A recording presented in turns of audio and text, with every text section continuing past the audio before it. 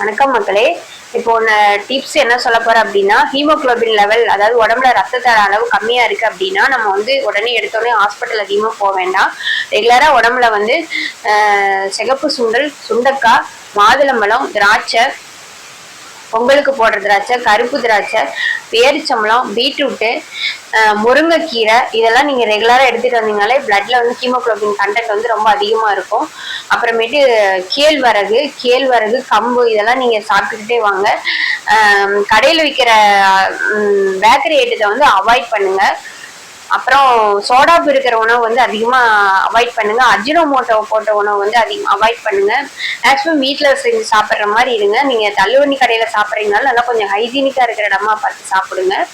இந்த மாதிரி சாப்பிட்டுட்டே இருந்தீங்கன்னா உடம்புல இருக்கிற பிளட் லெவல் வந்து குறையும் குறையாது, நல்லா ஆரோக்கியமாக வச்சுக்கலாம். அடுத்த டிப்ஸில் நான் உங்களுக்கு சந்திக்கிறேன். இதெல்லாம்